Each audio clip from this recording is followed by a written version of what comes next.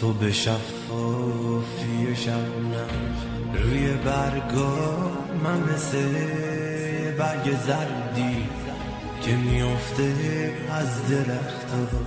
تو مثل تراوت گلای نرگس روی قلبم، من نوشتم بی تو هرگز. بین من و تو فاصله قوقا میکنه، یاد حرفای قشنگ منو رها نمیکنه.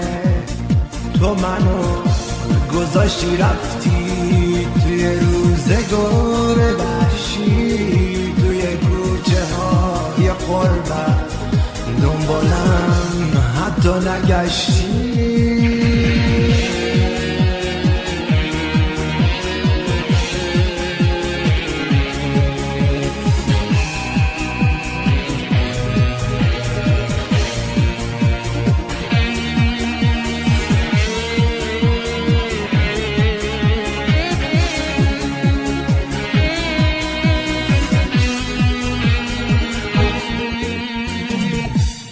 تو مثل ستاره‌ای که توی شب‌های سیاهم میدرخشی و میشی جون پناهم. تو مثل تراوت گلای خونه، چرا رفتی از برم ای دیوونه؟ تو مثل یه تیکه ابری توی آسمون آبی، با پساده مثل رویا مثل خوابی. بگو یک بار، آره یک بار برمیگردی یا هنوزم بی تفاوت یخی سردی؟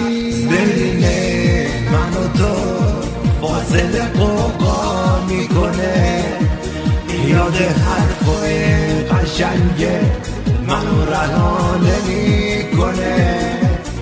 تو منو گذاشتی رفتی توی روزگار وحشی، توی کوچه های غربت دنبالم حتی نگشتی.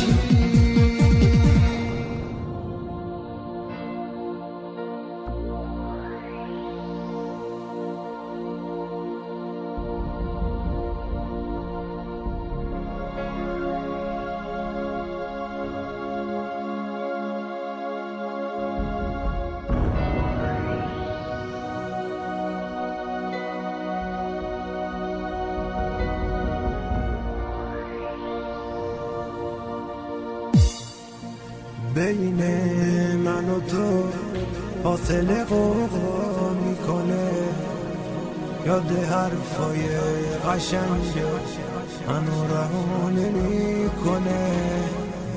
تو منو گذاشتی رفتی توی روزگار وحشی، توی کوچه های غربت دنبالم حتی نگشتی.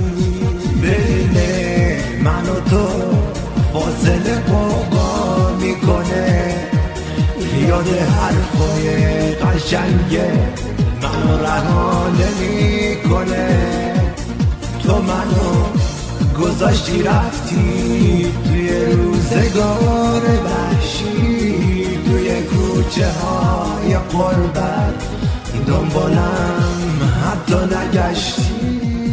بین من و تو فاصله قوقا میکنه، یاد حرفای قشنگ منو رها نمیکنه.